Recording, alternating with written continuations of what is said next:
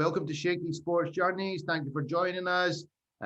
Please be sure to be subscribing to the channel. Much appreciated. Free, of course. A couple of great guests today. I'm up early this morning. Got my coffee, 8:30 in the morning in Glasgow. And I'm checking in with a couple of chaps from the other side of the world. Two identical twins, as you can see. Well, actually, James seems to have kept the flow of the hair going a little bit. Hamish seems to have pulled it in a little bit. But I welcome the super identical twins of New Zealand and ex-Blackcaps, James and Hamish Marshall. How are you, chaps? You good, Shaky? How are you, mate? Very well, thank you. Very well, very well. It's been interesting trying to set this up. 12-hour time difference, but we got there. We got there in the end. How are you, James? Yeah, good. Very good. I've sorted my kids, put them in front of the TV so they don't disturb us. Good. I'm glad to hear it. So I'm going to go through a wee snippet of your careers today. I thought it would be fun to start with a few stories how I actually know you chaps. So with Hamish, I reckon we're talking about 17, 18 years ago now. I was an MCC young cricketer at the time. You were over as an overseas pro for a cricket club called Gerrard's Cross, and a chap called Welshie, who was my coach at MCC, had said, listen, come and play for my club on a Saturday. I stroll in, I'm opening the batting with this bloody whiz kid, Kiwi, who just looks like, I was like, this guy's an absolute gun. I don't need to do much here. I just need to keep rotating the strike. But that was a long time ago, mate. Good memories at Gerrard's Cross? Oh, great memories. I was lucky to get there, actually. I didn't have a club in about 2000 or 2001, and I knew Welshie from when I was on the MCC like you were, and I had some fond memories. He's a great man. I thought I'll give him a call, see if he has anywhere I could go, and he sorted me out at Gerrard's Cross, and I had 3 brilliant seasons there. Loved the place, loved the people, and the standard of cricket was good, and got to meet plenty of new people like yourself. Welshie used to bring him in from the MCC young cricketers, and used to get him in each year, and that was really good. Yeah, no, great memories. And James, I actually remember you from a couple of times I've crossed paths with you, but one in particular was you both played at my home ground in Scotland, Clydesdale Cricket Club. You both were playing for the MCC against what was kind of a Scotland. We had a good Scotland strong A team. You both got a couple of runs. Interesting trip to Glasgow, mate.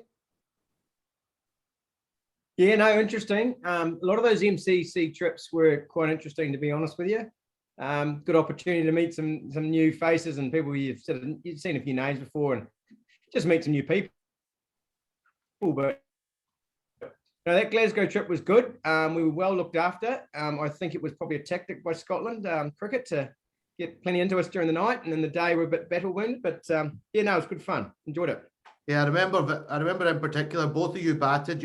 I think both of you probably got 50s, and it was just quality to watch. These two, hair flowing out the back of the helmet. You can't tell the difference between who's who, and you were just, it was a pleasure to watch. So, it was great to have you over in Scotland. So going into your careers now, identical twins, tell me the pros and cons of this. I can imagine that from time to time, you're looking for something to wear and you just pull something off your brother or something, or maybe you're just complete opposites. I don't know, but you guys tell me pros and cons. Well, I guess growing up, it was like having a good mate, at home the whole time, someone you could get outside and play with, and, in the backyard, play cricket, and we played heaps of rugby, tennis, whatever we could, got out on the farm and ran around. So from that point of view, you always had a mate, which was really good. We had gotten into plenty of fights though. So the cons of that were that we had to run away from each other from time to time, because one would be very angry and the other one would be laughing because I'd done something, and it got brutal at times. But no, from that point of view, growing up, it was brilliant. James?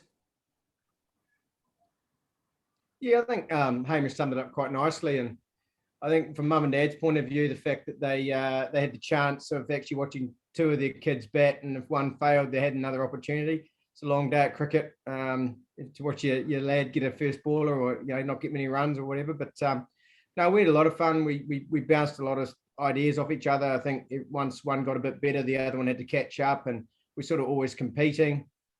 So no, it was pretty special to sort of have a close family member that was sort of at the same level, and you sort of followed each other's paths. It was, we're very lucky. No, awesome. Always somebody to give you throwdowns or do something with that. You know, that must have been awesome. You mentioned other sports there. So you boys strike me as that you were quite sporty active pretty much throughout your life. You mentioned rugby, you mentioned tennis. Were you quite good at those sports? We played a bit of tennis when we were younger. Yeah, we did a bit of that at school and bits and bobs. But I mean, rugby was our other sport we absolutely loved. And I guess we didn't really pick a sport. We probably thought we might have been better at cricket. James certainly had some opportunities in rugby later on and at the end of school. But in terms of those two, those were our two main sports. But growing up, we did also gymnastics, athletics, touch rugby. So you just got involved in whatever you could. And I guess at the time, that was what you did. You know, we didn't have the opportunities that kids have now with different things like devices and stuff. So it was get out and about and get into it. And our parents gave us the opportunity. They were happy to drive us all over the place around our little town and drop us off at certain sporting events and things. James, when did cricket really start taking shape? And were you both, you know, let's say 11, 12 years old, who was was there a front runner out of the two of you that looked like, you know, this boy, he's going to be a player, or were you both quite side by side? Yeah, I think when we were younger, the 11, 12 age, I was more of a bowler, and Hamish was the batter. So I'd bat down at 8 and do, you know, trundle in and bowl my dibbly dobblies, and Hamish would be batting at 3 and was scoring quite heavily. Actually, got, you know, some big scores for a young fella, you know, in our cricket. And it wasn't until maybe around 15 is when I just got shoved into opening one game and ended up getting a few runs, and it sort of just went from there. And I think I just probably more, it wasn't I didn't have the skill, it was just I probably didn't have the opportunity because they sort of saw me as a bit of a bowler as well. But then the bowling, yeah, completely went one way, and the batting sort of took off. And I think, and then you started to see when Hamish and I batted together that partnership of playing so much cricket in the backyard, understanding, watching each other play so much cricket, just that running between the wickets, and also in the field, just our understanding of how each other would, you know, use angles and all that sort of thing. So, yeah, probably 15 is when we both, I think, we were serious, we loved the game, but we sort of realised we might have a little bit of talent here that could, you know, we could go somewhere. When you were young and coming through in your era, who were the heroes that you aspired to be? Yeah, interesting. We used to actually, when we were really young, Mum and Dad had tickets at Eden Park, and we used to have an orchard, so we grew kiwi fruit and nashi pears and peaches and bits and bobs. And Mum and Dad would always do a 5-day, and we'd get a couple of days off school, so we'd head on down there, and often we had a box of fruit, and we'd knock on the back of the southern stand it was, and the change room attendant would come out and would hand a box of peaches in, and the New Zealand team, the Blackcap players then, so the Crow brothers and Mark Greatbatch and guys like that, they'd get this fruit, and in the end, I think Mum and Dad used to have what used to call boot parties after a day's play, and quite often some of the players, especially Mark Greatbatch, used to come out, have a beer with Mum and Dad, and throw the ball to James and I. So he was someone that we looked up to when we were really, really young, and sort of kept in touch with. I personally loved to watch Mark Waugh as a batter when he played in the Aussie Tri-Series games. So he was someone I certainly loved watching to bat. Yeah, awesome. Love watching Mark Waugh play. Well, class off the legs. Pleasure to watch. Which you were really good off your legs as well. I remember it well. You would anything on middle and leg, it was out of there. I thought I only had one shot, the old cut shot. The cut shot was good as well. The cut shot That's all I had. I thought you were pretty good. I thought you were pretty good off your legs as well. James, under the first main achievement I see, and it was pretty cool that both of you were involved in it, was the Under-19 World Cup. You're talking 1998, I think, where you both represented the Blackcaps, or New Zealand Under-19 team, you would call them. And you made the final. You played against England, so it was obviously a successful trip. How did you do personally?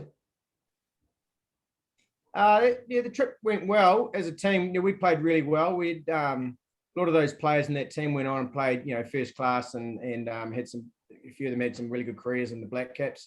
And we're a good little balanced side, and we didn't start too well. I think we lost our first game to South Africa quite heavily. To England, actually. Sorry, to England in the pool round. But we ended up playing them in the final, and I think everyone contributed during the whole tournament. I had some pretty good innings at crucial times, which was really good. And I opened the batting with a farming boy called David Kelly, who's a bit of a character, and he also had a good tournament. And I think that was quite a good one of many reasons that got us through the final was the opening partnership seemed to sort of give us a bit of a start. It was great to have Hamish. It was my first sort of major trip overseas. Might have been my first trip overseas at all. Crikey, I think it was actually. And it was great to have Hamish there involved. You know, you've seen the world. You're in a fantastic place, South Africa. You're playing against your peers of sort of similar and better quality. There were some world-class players there that tournament. But yeah, fond memory of that tournament. Really fond memory. It was a fantastic trip. How did you go in the tournament, Hamish? Did you bat 3? I was, if I'm honest, I was lucky to be there. James hasn't quite told the story. I didn't get on the team to begin with. So Michael Paps popped his shoulder, I think, in the swimming pool. So he had to come home injured. And at the time, Dale Hadley was the coach. And because Michael was the backup wicket keeper, they asked James if I'd done a bit of keeping. And I'd done a little bit, but very little. And James just said, yeah, he's done heaps. He's done heaps. So I turned up. And I had to put the gloves on my first day there. They were playing a game actually, and I was just there watching and helping out with the drinks. And Dale took me into the nets and threw balls at me with, keeping up to the stumps, and I must have dropped 50% of them. And he was scratching his head, thinking, "What has happened here? James has done me like a kipper." So I was happy to be there. But I done a bit of keeping, got there. I didn't play a lot of the games. I did play in the final and played a few other games. But yeah, I didn't go as well as James. James, he mentioned David Kelly. Him and David Kelly had brilliant tournaments. And I think our bowlers did pretty well middle order. Guys like James Franklin had a pretty good tournament. Soon after that, though, it's crazy how your career goes, Hamish. You made your Test debut.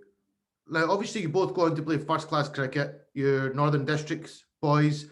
You've played. James has played pretty much all your career with Northern Districts. Hamish has obviously travelled around a little bit, and we'll talk about that. But at 21 years old, you make your Test debut. Did that call come a little bit out of the blue, or were you expecting it? What would you say? Oh, if you looked at my record at the time, I certainly wasn't expecting it. I think my highest score was about 58 in first-class cricket, but we'd just come off a tour of India, an A tour, sort of development tour, and we'd played a lot of games, and the convenient selector was there, and Richard Hadley it was, and there's a few others, and I ended up only batted a couple of times because I got sick through heat exhaustion at Chennai. It's so hot there, and I got 100, and then I had about a week off, and then I came back, and then I got another 100. So effectively, my 2 innings were quite good. And then with a lot of injuries in the New Zealand team, because at the time I was in form or had just some runs in India, that's how I basically got selected, I believe, and went on that tour, not expecting to play much, just carry drinks, and I pretty much did. And it got to the 3rd test, and I was actually told at the warm-ups that I wasn't going to play. And I said, okay, no worries, so that's fine. And then the net session happened, and I saw Craig Spearman leave the nets and start chatting to Tristy, and who's the coach, and he said, and there was something going on, and then Tristy came up to me and said, Hamish, you need to put the pads on, we need to have a look at you. So effectively I felt like I was having a trial in the nets, and they were pretty green. So I had a bit of a bat, and he said, look, you're going to have to play tomorrow. Craig's pulled out. I'm not sure it was injury or what. And so, yeah, that's how I basically got my Test debut. Crazy. I mean, you would think you would have a lot. It really just came out the blue. But obviously, you were in fine form on that tour. Coaches took a liking to what they've seen, and then you went. You did well though compared to the rest of your team. You batted, I think, around 7, and you gutsed out a 40, which was not a bad effort considering I think the rest got fairly rolled in that innings. Yeah, to be honest, it was a really tough wicket, and there were some quick bowlers at the time bowling. And Nantini was there, Pollock, Callis was bowling pretty quick, and a young fella in Gum, and I batted 7, so it was quite nice being down the order watching it. But at the Wanderers, you side on, so you can just see the ball going through at rapid pace. The keeper's miles back at Boucher at the time. But that innings was, it took me an hour to get off the mark. I think I faced 30-something balls to get off the mark. I got a clap when I got my quick single. Which even I was laughing about because it was tough work. I must have got hit 3 times in the helmet and the arm and the ribs. It was a tough introduction, but certainly enjoyed it. I wouldn't have changed a thing. It was just nice to be out there. The thing about the Wanderers is there's a tunnel you walk down when you walk onto the ground, and that was probably the most intimidating bit because all the South African supporters are banging on it, and they're certainly not doing it for support. They're after you. So walking through that and all the noise was pretty intimidating. Yeah, then getting out to 22 yards. The attack you just mentioned there, that was a quick attack. The boy in Gam, if it wasn't for back injuries, he was up there as one of the quickest in the world as well. So, yeah, better you than me, mate, at 21 years old, walking out to face that. What was it like for you, James, sitting at home with the family, watching him walk out at the Wanderers? Were you worried for him, or were you excited for him? What were the feelings? I remember I was in Hamilton. I had a game of cricket the next day, one day for Northern Districts, and I think I must have got to sleep maybe four or five, because Hamish had batted right through, spent a lot of time. I'm just watching it, and then the game started at 10:30, so I didn't get much sleep. And I was rooming with a fellow called Neil Parlane, who played a lot of cricket with Hamish and I in all the age groups, and he sat up with me as well and watched it. We were pretty knackered, but yeah, it was pretty. It was I suppose at that stage, obviously hadn't sort of tasted test level, but you sort of saw how Hamish guts it out, and there's a fair bit of pride there, because it wasn't an easy wicket. It was a very good bowling attack, and Hamish, got a couple in the scone, which is always going to rattle you a bit, and he should have just sort of stuck at it and fought. And I think that's sort of a reason why Hamish's international career went so well, is because he had that temperament to just get past those tough periods. Yeah, no, that's must have been a bit nerve-wracking watching from that hotel room. Your brother's up against the fire there, but yeah, as you say, he guts it out, and he went on to have a great career. You yourself, James, you had an interesting introduction to Test cricket. Let's fast forward a couple of years. 2005. How you doing, mate? Here's a phone call. You're in against the Aussies. You're coming in against probably at the time best Test team in the world, or up very, very up there. What was that like to experience? It was. You get selected, you're excited, you're playing against Aussie. I think when you get rung up, the thought of who you're up against wasn't really on your mind straight away. It's more about the excitement. And then you get to, we were playing in Auckland, the third Test. I think Craig McMillan was dropped, and Stephen Fleming went down to 4, and I came into opening, and I remember there was talk that they'd won the first Test and drawn the second. I'm not 100% sure, but they're thinking, well, do we play Brett Lee in this Test? And I'm thinking, crikey, I don't need to face that on my debut. But they in the background, they still had Kasperwick, Gillespie, McGrath, Warne. It was a fair attack anyway. And leading up to it, look, yeah, I think I was probably, the excitement probably took away a bit of nerves as well. The excitement of it, and then once you're into it, you sort of get into a groove. It was quite interesting, that first sort of morning session we were put into bat, and it didn't feel any different until you started to get into a bit of a rhythm, and then the Aussies started to go, right, we need to start chipping away. So then you start getting it in your a bit, and then Hamish came out to bat, and I think we might have put on 40 or 50 together. So it was quite good to experience being out there on your first day and back with your brother. Yeah, that's something that brings me on to my next thing. You are both the first, and I think you still hold the record, identical pair of twin brothers. Obviously, we had Mark Waugh and Steve Waugh, but they're not as identical as you two are. That's a very proud achievement for your family. I can only imagine the excitement as your family looked on and watched the two of you batting against the Aussies in a Test match. Doesn't get any bigger than that.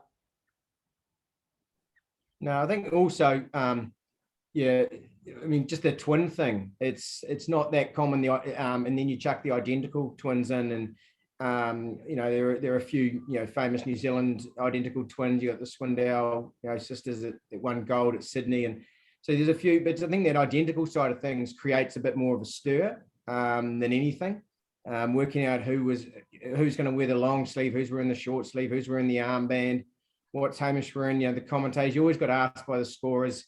We never really, I think Hamish would agree, we just wore what we wanted to wear, and sort of made them work it out as quickly as they can.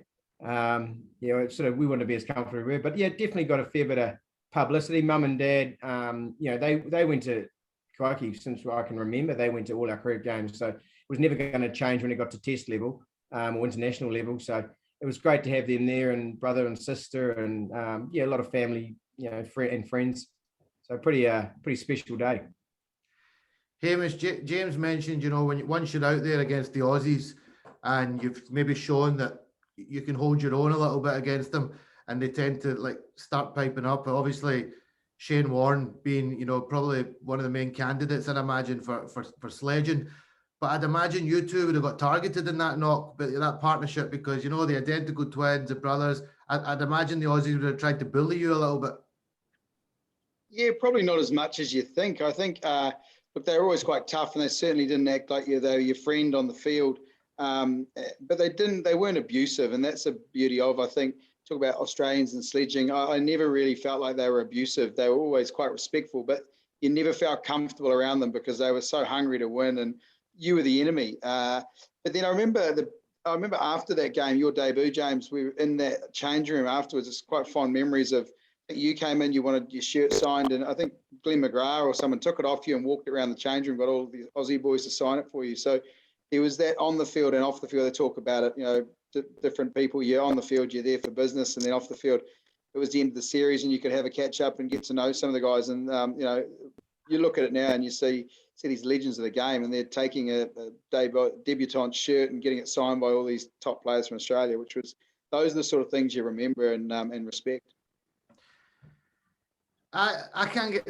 I was looking at I'm looking at both your records, and yours in particular, Hamish. I'm looking at it and I'm seeing 13 Test matches.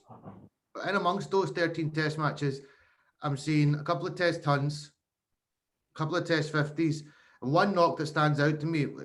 We're staying on the subject of the Aussies, and I remember watching this knock. Obviously, I knew you. I'd played club cricket with you. So when you see somebody on the big stage, you're eager to see how they're going to do. And you scored a 146 against Australia. And I remember it very, very well. I mean, you looked like you were so comfortable at that level. It looked easy at some points. What's your memory of that knock? It's a fond memory. I remember at the time, I think I was just batting, and that was the beauty of it. I just remember I didn't fear anything. Obviously you sort of have that, you don't want to get out, but I didn't fear getting out. I knew the opposition, respected them massively, but in terms of that innings, it just felt like you're in a bit of they call it, I guess, the zone, but you're just in a phase where you just bat and never in a rush, and it just seemed to just sort of come off. It was one of those days, but I've been having a reasonable sort of a summer and some of the one days, and so I wasn't going in with a lot of pressure in terms of form, so that made it a little bit easier. The wicket itself, you couldn't ask for a better wicket. It was an absolute belt. I started to turn a bit on the last few days, and Warne got a few wickets, but it was a lovely wicket to bat on, and once you got in, it just felt like it just basically as simple as just batted, and it sort of seemed to come off. So it certainly is probably my favourite innings, no doubt. Just looking back, and still do sometimes go, gee, because you've got to pinch yourself. They got that opportunity, and then still managed to put in a good performance. No, serious achievement. I don't think it gets much bigger. Not many people score 100 against the Aussies, let alone a big 100 like that. So, unbelievable. James, 7 Test matches. To me, looking on, and I did watch, you actually watched your 50 against Sri Lanka, which I thought you gutsed out and you batted and you concentrated hard for a tough knock, but it looked like it never just quite clicked for you. You seemed to have a tough introduction to it, and I think probably you probably could have done better, maybe if you got a little bit longer. But was it a matter of a little bit of luck on your side as well? You need a little bit of luck at that level when you first start your career?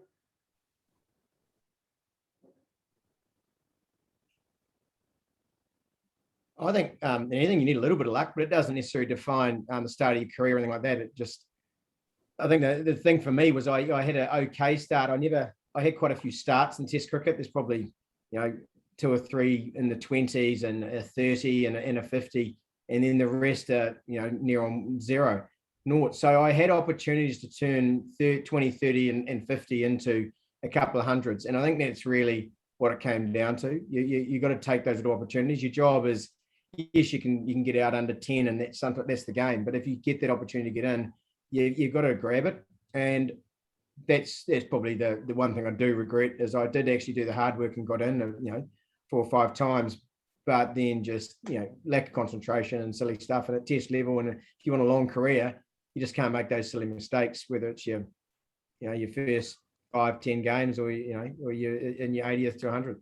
So yeah, it's frustrating when you look at those stats, but I knew I could that level I was capable. I just a little bit longer might have been nice, but it really was down to me to earn that right to get that extra 3 or 4 tests to sort of prove myself.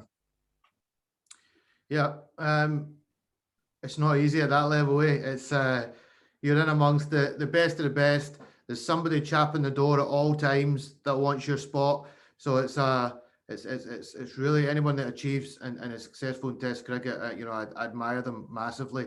But from there, you both also. I mean, Hamish, do you think you should have played a bit more Test cricket? And like I mentioned, in 13 Test matches, you were doing all right. If looking on from at the outside, you've proven that you can play against the best of the best. Do you think you should have had a bit more of a chance?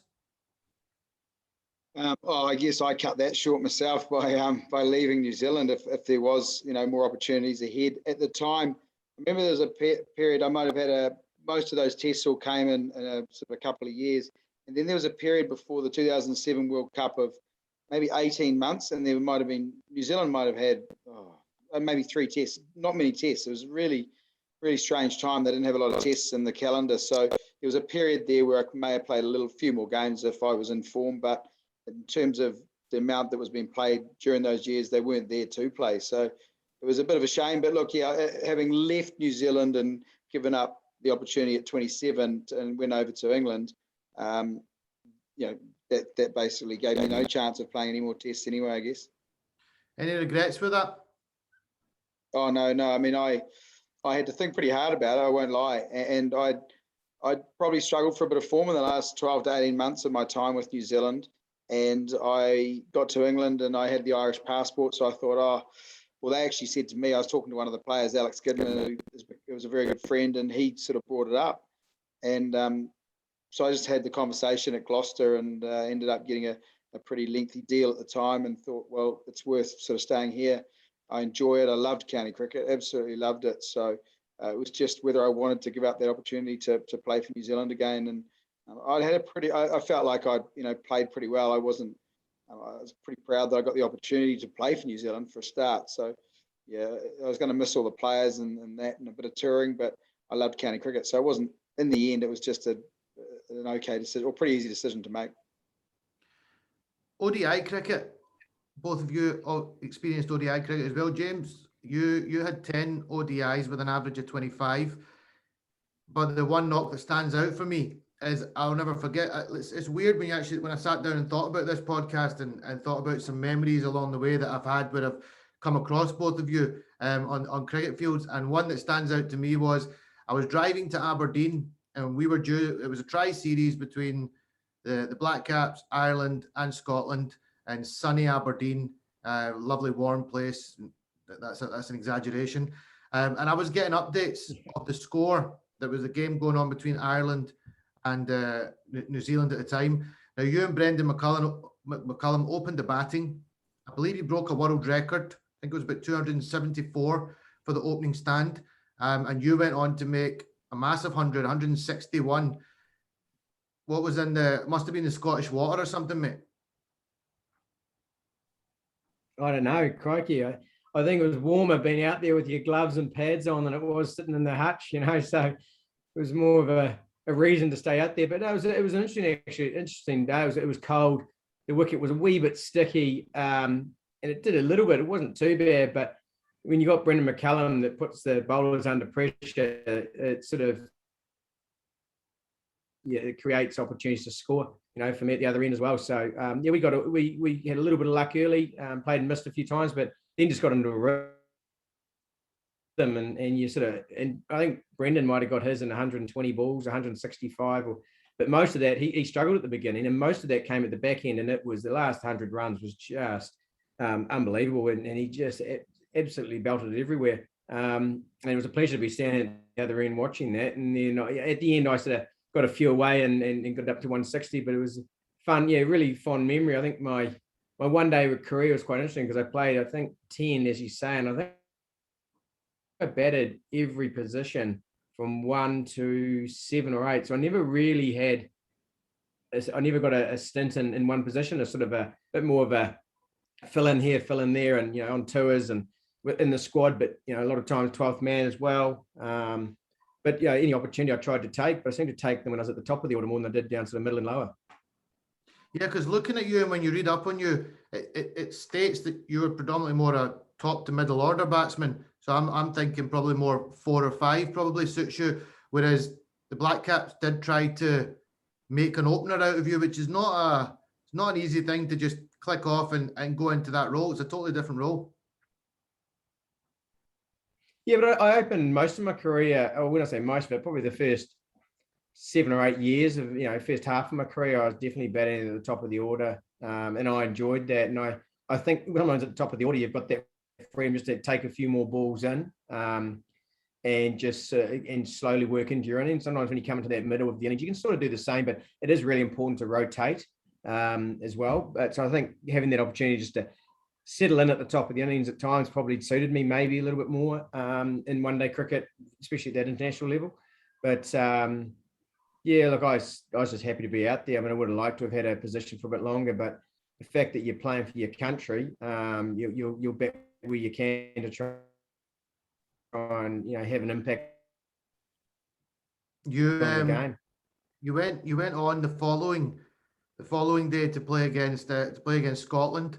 I actually had the pleasure of playing in that game. It was a sensible decision this time round. I was telling you before we came on, I once played a game in Whangarei and I decided to walk out without a helmet to face Tim Southey. Probably the most humbling life experience I've ever had in my life.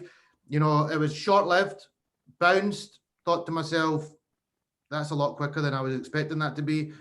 Then got pinned on my elbow, just under the elbow, and then my middle stump. I called for the helmet after the second ball, so it was getting really embarrassing. It was a horrible, horrible time. Then got my middle pole cartwheeled. So I walked out in the morning, and he must have recognised me. It had only been recently I'd been over there, and he said to me, "You planning on wearing a helmet today?" And I was like, "Yeah, Chief, definitely planning on wearing a helmet." But what a team that came over. I mean, one thing I remember, you must have felt small in this team. The Blackcaps, the guys are all huge. You must have always felt quite small in that changing room. Like the guy Elliott who opened the batting, you had Jacob Oram. Yeah, these guys were all huge. You had what, Peter Fulton, Oram, even Vittori Dan was tall, Michael Mason. Yeah. All tall. And Tim Southey. We had some, it was me and Baz, we sort of kept the average height down a little bit. How did you enjoy your time in Aberdeen? Did you go out and check the sites at all? We had a little look around. It was pretty short and sharp. We arrived, had a little bit of I think we arrived, had a day off, trained the next day, and then played 2 days in a row, if I recall. And then we might have flown out the next day. So we didn't have much time sort of to get around, but had a little look around the town. It was nice. I remember, I think is it known for some, all the buildings are made of the same rock or something? Because every building looked exactly the same, or some stone or something. I do recall that. It's particularly known for sheep. Went down near the water and just had a little look around, but that was good. Just didn't see enough of it. Wasn't there long enough, probably. I'm saying Aberdeen is particularly known for its sheep. There's a derogatory term that gets used towards Aberdeen football fans, but I won't say it on air. But it very much involves sheep. I'm from Glasgow, so it's about 3 hours away for me. But no, like it was great. Fitted in well then. Yes. It was great to see you guys over. You brought a great team. You played the game in a great spirit. I got the chance to play with Ross Taylor at the MCC, so I was over the moon. I got his top after the game. Still got it now. And you were talking about the Aussies and how they were, but you guys were awesome after the game. You spent time, you spoke to people, and that's what it's all about. Hamish, back to your good self. You had a bit of a longer ODI career, 66 ODIs. You averaged 27.43 with a high score of 101. How do you look back on your ODI career? Yeah, it started pretty well. I was again lucky because of what I mentioned earlier, my tour of India, where I'd got some runs. There was a second tour, and I'd got a few more runs. And again, like my Test career, there was a reason why I was picked, and that was because a lot of guys pulled out of the Pakistan tour, and it gave guys like myself and a few others opportunities to go over there. And that's sort of when it started. Got a few runs, and basically for a couple of years there, it went pretty well, and then it just fell away again. So I look back on it and, proud that I, performed at certain periods, but then looking towards the end of it, it really faded away. And the reason for that, I was quite stuck in my ways and how I trained, and I never really evolved my game enough. And with analysis, and when you're playing top players, they work you out pretty quick. And I think I sort of stayed the same as the game or players worked you out, and then you lose form, and then you lose confidence, and that's sort of probably how it all ended for me. It's interesting you both talk about that. What's it like? I mean, batting is tough. When you're out of form, you really are you're out of form. You don't know where your next run's going to come from. On top of that, you're playing against some of the best cricketers in the world. How do you guys deal with the mental side of things when you're sitting in a hotel room or you're waiting to go out the following day, whether it's for Northern Districts or for the Blackcaps, and you're under pressure? What's that like? What was that feeling like for you? It wasn't too bad. Again, when you're in form, it's fine, right? You just sort of get on with it and you go with the flow. And they always say, look, when you're in form, make the most of it, because you'll get into bad nick. I guess I didn't handle bad form very well. On the outside, I tried to. I was always trying to get around the team and have fun and be a real team man to a degree. But then on the inside, I was battling with my own self a lot of the time. And I guess it was sort of around the time where mental skills were coming in a lot more and dealing with that. And looking back, it was probably something I could have managed a lot better. But I go back to you put that together with trying to evolve your game, and you might improve your game and be a better player. And I certainly think at that level where you do get exposed and found out media-wise, mates or walking down the street, people will always have a comment. So there's all that side of it as well that you've got to learn to deal with. James, pressures at the highest level? Yeah, it's a funny thing because it's a lonely place when you're out of nick. As Hamish said, you're sort of on the outside, you're all bouncy and bubbly, but on the inside, it can be quite lonely because I think we were probably that age or that era where you're coming through as kids in the 90s, and it was always like about don't show weakness, don't show pain. If you got hit by a cricket ball, don't rub it. All that sort of mentality. And you sort of took that into your career, and you didn't want to show weakness in that, and so you didn't want to open up as much. And I think now it's so much more encouraged, and it's definitely more healthy for your game to get back into nick. I didn't have any mental illnesses or mentally break down, but you just felt lonely, and it was just a bit tough. And people just deal with it very differently. But I think these days, you're encouraged to really open up, and it's not a weakness to sort of say, "Hey, I'm out of nick, I'm struggling." It's actually it's a faster track to get out of nick, to get back into nick, by actually opening up and not being afraid of it. So, yeah, it wasn't easy, but it was what I always knew is you just got on with it and you put your head down, you just tried to grind your way out of it, and that was how it always was with me. Do you think you would have thrived in this current era, both of you? Oh, don't think I hit the ball big enough to play 2020, because that sort of seems to be where the game goes. But I think our games would have adapted because every era, and you look now, all these kids are growing up watching a lot of 2020 and preparing for it and playing all these crazy shots, and it's so good to see. So there's so much more exposure.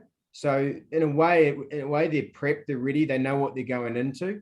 And so, if we'd grown up maybe in the, 10, 15 years later, would we be the same? I don't think we would be the same players. I think the environment and the way the game evolves every 5 or 10 years, you would evolve with it, and found other ways and new coaching techniques, all that sort of thing. So We would have had a similar sort of game, but I think we would have also adapted it to sort of fit into where the game's gone to now. Yeah. Hamish, you mentioned Gloucestershire played a massive part in your cricket career. I mean, you're talking 10 years plus. You had a benefit season there. You made the decision to basically move over there long term with the hope of playing for Ireland eventually. How did you enjoy your time at Gloucestershire? I absolutely loved it. It was, again, fond memories. As you said, 11 seasons there, 2006 to 16. Lived in Bristol, and Bristol is an awesome city to live in. I was pretty lucky when I went there, and I spoke to John Bracewell before I went because I knew he'd coached there, and he was coaching New Zealand at the time. And I asked him about Bristol, and he spoke so highly of it. And when you get there and you start to get into the city, you really see why. It's not far from the Cotswolds across to Wales. You're not far from London down south. It's quite a good spot to be. And the club itself, an old club, obviously a lot of history with W.G. Grace from there. And the players were welcoming some of the successful players, because just before I got there, they had 5 trophies in 8 years or something. So they had a pretty successful time, but some of those players were still there. And even though you go as the overseas player, in some ways I wasn't as experienced as a lot of those senior guys that were there. So it was great to play in that change room. And then county cricket's a different beast altogether. You sometimes, I was trying to tell guys, you go to the Cheltenham Festival and you're there for 12 days, and 11 of those are playing cricket. You play 5 and then you play 6 days in a row with 1 day in the middle. So it's a real learning curve on the body and the mental side of it. So it was just an awesome experience, and I was so glad I did it and got the opportunity to. James, did you never try to make your way over to the UK? Did you play any club cricket or anything? Did you experience much over here?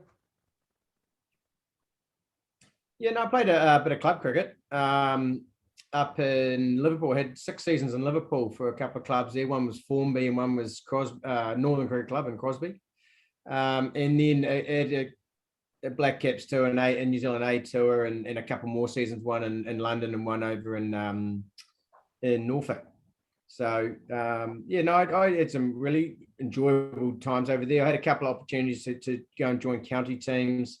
But I think once and that was sort of in the mid 2000s, but around when Hamish had just gone over in 2007, and late 2008, 2007. I had a couple of offers a couple of years later, but I still wanted to play for the Blackcaps, and I was still at the time, good enough to play for them. I just never got another opportunity after 2008, and it just ended up that a couple of years or 3 years later I retired.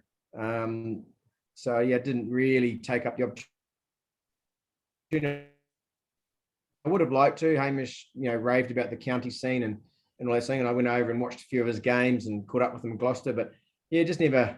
Sort of just got too late to really commit to it. I'd sort of started to set up a bit of a life here in New Zealand, and it just was never going to happen, I suppose, by about 2010. Well, at least you got over. You experienced some, I'd imagine, a couple of cold days in Liverpool on a couple of Saturday afternoons. I'd imagine you Kiwis found it a little bit cold over here, you especially, because you didn't spend quite as much time as Hamish. Did the famous hair keep you boys warm over here? Yeah, we needed it.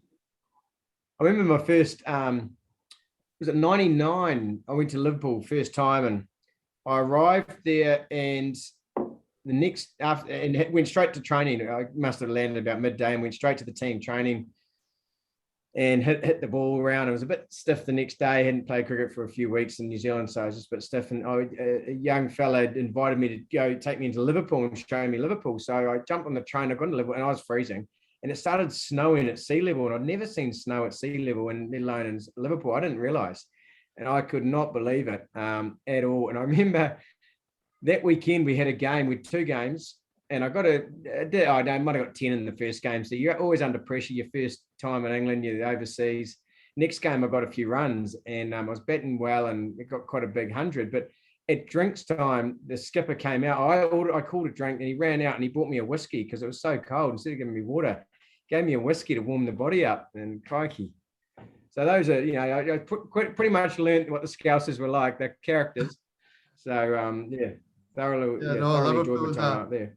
It's a lively city. They are characters for sure. So I'm sure you learnt a lot about the culture while you're over there. I also hear they like a jolly on a Friday, Saturday night. So I'm sure you enjoyed yourself a few times over here as well. I well and truly looked after in England, and especially Liverpool. With 6 years here, I've got a lot of good mates still in sort of Formby and Crosby around there, and yeah, always in contact, always touching base. Yeah, some really fond memories of my time up there. England, I loved England. I could have gone back every year if I wanted to. Just a couple of years, I decided to stay in New Zealand, have a bit of a break. But I loved England. I thoroughly enjoyed those summers over there, playing your cricket. Just the people. Everyone was so friendly. Every weekend you're invited to some sort of barbecue or event. So no, it was a really enjoyable time. Hamish, what happened with the whole Irish thing? I mean, you mentioned you had an Irish passport. I mean, does that come through? How did that come about? Have you got a parent that's born in Ireland, or what was their background? It was so that was Dad's father. So he was born in I think Cork. So we had the Irish passport, which was a bonus, and Dad and my uncle got it for all us sort of for our siblings, and we managed to sort of snaffle it before the rules came in, and you couldn't use your grandfather, and we had it. So it was a real bonus. So why didn't it come to fruition that you played for Ireland? Oh, it was disappointing, really. I was really keen, and I went away before the 2011 World Cup with them to India, and it was all looking like I'd play for them at some stage. Actually making that World Cup side was touch and go, and I don't think I was going to be allowed, because you have to stand down for 4 years once you'd played for New Zealand. And my last game for New Zealand was at the 2007 World Cup. So that was touch and go. And I think I got told I wouldn't be able to go on that tour. So I was like, oh, okay, that's fair enough. The rules are rules, but still keen to play for them. But then the Gloucester got in touch, and I was playing there as a local with the Irish passport, not as an overseas or a Colpack. So in the county setup, you can be a local if you've played for one country, but if you play for another country outside of England, so two, then you can't qualify for a third country. Therefore, I wouldn't be eligible for the English side, which wouldn't make me a local. And that puts pressure on the club, because then you can't have too many overseas players or too many Colpack players. So effectively, it would have changed my contract and things like that. So I had to make a decision, and county cricket was at the time, it was my bread and butter in terms of income. So I just went with that, and I had to sort of say goodbye to Irish cricket, which was a real shame. I loved the lads. A lot of them are just sort of retiring now. The Porterfields, O'Briens, Wilsons, and things that were involved. Joyce had just joined them again, so it was a real good time to be involved in Island cricket. And it wasn't to be, unfortunately. So yeah, disappointing, but that's what happens. I'm sure Scotland weren't complaining at the time. We had enough to deal with the Irish, with the likes of Ed Joyce, as you mentioned, without you coming into the batting lineup as well. So Gloucester was meant to be, and I think you went on there. You were like part of the furniture there by the end. You had a great benefit season as well. That must have been a special year for you. Yeah, it was. It was also the year, I think when I was there, I got to two finals. One was a 2020 finals day, and we got to the final in 2007, and then it was pretty barren there for a while, and we got to the final at Lords in 2015 as well. So the benefit was great, and to have that in your benefit year was pretty special. A Lords final, you hear about it, and a lot of the older guys when I first joined Gloucester had been to five. So I was sort of one of those guys thinking I'll never get that chance, but it was brilliant to get involved in that. But yeah, no, I certainly had been there for a long time. It was hard to leave. It was hard to sort of retire from there and come home, but opportunity was back here, and had to say goodbye, and fond memories. But I look back at it, met some great players when I was there. The supporters were brilliant. That's the one thing I love about county cricket is the support you get. You come to New Zealand, and there's some people that love the game, but not many come to the first class games. So you often play in front of a small crowd, whereas in England you can play in front of a couple of thousand. And I mentioned the Cheltenham Festival, which is a pretty special occasion. That's often up to sort of 5,000 people. So those sorts of days are brilliant when you're playing in your whites and you've got people supporting you, and there's a bit of atmosphere. Just before I come into the back end of the pod, I need to mention this. When I was doing some research on you, you came up as a real controversial situation once that involved the ICL tournament in India, I believe. And it just seemed like your name was in the middle of all this. You looked to upset two different boards. Tendulkar wasn't playing anymore. What did you do, mate? Yeah, I think I know what you're talking about here. My involvement in the ICL at the time, the BCCI, it clashed with them, and therefore any player who was playing in a game who'd played for the ICL, when the ICL, no Indian players were allowed to be involved. And there was a game here where I live now, Wellington, and there was a New Zealand Players Association versus the Australian Players Association. It was a game, and players were being flown over from Australia. It was going to be a great occasion. But some of the Indian players, and Tendulkar was one of them, needed a bit of a knock before the Test series, I think. So they asked New Zealand Cricket if they could play, but on one condition: if I didn't play, because I'd played in the ICL, and I was here, and I was like, oh, and I said to Heath, I said, oh look, mate, I'll do whatever's best. But in the end, the call was, look, you're part of the New Zealand Players Association, so we're not going to tell you not to play for people who are not. So unfortunately for the public, they didn't get to see Tendulkar play in that game. I think I even got stick from my teammates. They were like, Hamish, it was our only opportunity to play with Sachin, and you've ruined it. You've ruined it, mate. We're all sitting here and we have to look at you. We'd far rather look at Sachin and chat to him. So, it was a bit controversial, but one of those things. Well, at least your name's linked to the great Sachin Tendulkar. You kept him out of a team once. So that's something to be. No one needs to know why. Chaps, what would be the best advice you could give to any young sports people out there? And I want both your takes on this. Whether it's cricket, whether it's rugby, whether it's football, what would be your advice? I think if I certainly do this with my son now. I think if you're young and you have a sport you love, by all means, give it everything. But I think at a young age, he's only 10, but I think right through to about 15, I think you've got to play more than, I believe you've got to play a lot more than just the one sport. Don't specialize too early.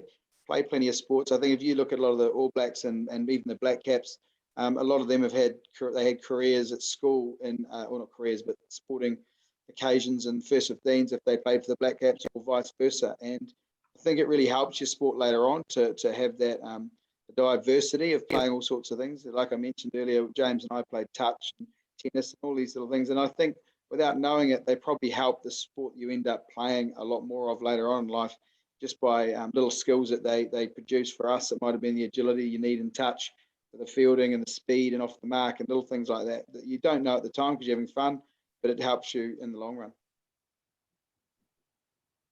James? Yeah, I think very similar to Hamish. I think it's really important that kids play a whole round of sports just to develop all sorts of skills. But there's also, for me, another one is that it doesn't have to be perfect every time. I think sometimes kids can really be hard on themselves and get very disappointed because of one performance or one result. It doesn't have to be perfect. You can win ugly and you can lose, playing the best game of your life, but still lose. Now, that's just sport, and I think that's what you got to embrace. So I think the big one is just it's not always going to be perfect. So take the good with the bad, play every sport, evolve your game, love every sport, as many sports as you can. But you just don't fear failure. It's part of actually what gets you to a certain level and makes you better, is actually recognizing your failings and improving on them. And it just doesn't have to be perfect. Great advice, chaps. Great advice. Where's life now then for the Marshall brothers? What are you doing with yourself, your family, man? You're both fathers now. What are you doing with your careers and stuff like that? I've moved back to New Zealand. I'm in Wellington, working in insurance, but still playing a bit of cricket. Last year might have got one day of club cricket in, because my kids are getting older and I'm enjoying watching their sport and having my weekends a bit freer. But 42 now, so the rig doesn't allow me to play at such a level. But yes, that's pretty much it now. Just enjoying family time and getting out and about. The golf handicap, trying to get that down as far as possible. It's not moving too quickly. What about yourself, James? Up in Auckland. still play a little bit of cricket, but a bit like Hamish, very, very much got, two young kids that are busy in their sport, and I think pretty much every day there's something going on, which, I really enjoy, but still get up to the old cricket club where Hamish and I started and play a few games during the summer, and then work-wise just in insurance. Sorry, not in Hamish insurance. I'm in commercial property. So really enjoying that, and loving my time in Auckland. I think Hamish is telling a bit of a fib about getting one game of cricket, and it might have been for his club, but he was able to find a good 2-week tour throughout New Zealand last year, where I think his liver got a hiding. So there's plenty of room for Hamish in cricket, I can tell you now. You know those teams in England, the Jazz Hattie type teams, we call it kindred cricket over here, kindred spirits. There's a few teams, old Tablelands, who I play for, a bunch of top men who we go on tour, and then the Wanderers. So it's sort of now I'm at that age where I'm enjoying that sort of cricket, lads who love the game, and you have a really good time, but you also play in some pretty cool places and with some pretty cool people. So I'm enjoying that side of it now, just getting the Jazz hat on and heading out into the middle. Oh, this is good to hear that you still play a little bit. But as you say, having kids changes things, and you've I'd imagine you still get invited to some tournaments here and there. I think you played in a Legends one as well not so long ago. That was about 3-4 years ago now, but you got invited to play. Was that in India? That was me. Is that me? I played. I'm not sure about Legends. I wouldn't put myself in a Legends category. I played in the Black Clash, which is probably maybe what you're talking about, which is All Blacks, ex-All Blacks or current All Blacks, against a ex-Blackcaps team, really. And we play a game of cricket, and it's well supported. The public love it. And we have a really good time. It's a good catch-up, actually, and it's just a battle. The rugby boys want to talk cricket, and the cricket boys want to talk rugby. What about you two? Identical twins, grown up together, spent so much time together. What is it like now? How far? I don't really know the distance between Auckland and Wellington. Is the distance welcomed, or do you miss each other? You've obviously got kids now, cousins wanting to see each other. How often do you get to catch up? Oh, I'd probably say, Hamish, I mean, maybe half a dozen times during the year, maybe a bit more. You get so busy with your life, getting up and down the country to catch up isn't always easy. But yeah, we would catch up a fair bit, but it's quite interesting because we spent so much time, away from our families at a young age with cricket. Times when Hamish and I would catch up on the phone. We wouldn't see each other sometimes for a year, 12, 18 months, and goodness gracious. And we'd just carry on where we left off, even if it's been a year. We'd just carry on where it left off. It was crazy. Hello. Okay. Is this You're hungry? You can go and grab yourself. How many kids have both of you got now? This is your older one, your daughter? No, this is my younger daughter. She's 7, and I've got an older son, Sam, 10. who's 10, near on 10. But fun thing, Sam's hair is longer than mine, but exactly the same. I seen a picture, mate. I seen a picture. Yeah. Brilliant. It's quite crazy. And Hamish is in it. And Hamish will explain, but his kids Willa's hair's got a bit of curl as well, but Hamish's kids have both got dead straight. So it's sort of quite weird how one sort of gets the curls and the other one doesn't. How old are your kids, Hamish? I've got Ollie, who's 10, and Isla, who's 8. Two girls. So they all must miss each other. Have you got any plans for Christmas? Are the Marshall family going to be all getting together? We'll lock down. Yeah, we are heading up home. So yeah, we try to catch up regularly. I often take the kids up away from Christmas as well, to see all the family, because our family is still up near James. In fact, if James says we see each other 6 times a year, it's because I fly to Auckland all the time. He never comes down to Wellington. So at the moment he's stuck in Auckland, so I'm not complaining because he's in level 2 lockdown and we're in Wellington, and we're able to get out and about and sort of enjoy the. There's just more to do in Auckland, so you sort of want to get out of Wellington. That's the reason. Can't open. Yeah. I think the next visit, once lockdown is lifted, has to be James heading over to Wellington with the family. I tell you, I was meant to head down to Wellington twice in the last 7 weeks, both because we're in lockdown. No one can leave Auckland. We're this little bubble, which is the rest of the country don't want us spreading the virus around. So we're locked in. But I was meant to go down and see him, and it would have been a good catch up. Bit of golf and I think an all black rugby test. So it was 2 events I was looking forward to. And then we had Guns and Roses. We had Guns and Roses as well, James. We booked in for that. Oof. That's right. Coming down to Wellington. So I had 3 trips planned in the for the back end of this year. All canned, all gone. Yeah.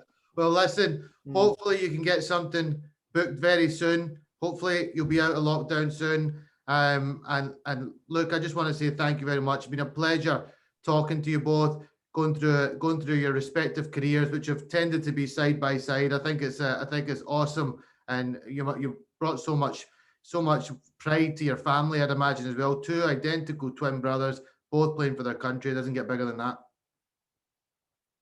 Yeah, cheers, Jake. It's been a pleasure. Yeah. Cheers, Quasin. Thank you. Pleasure being on here.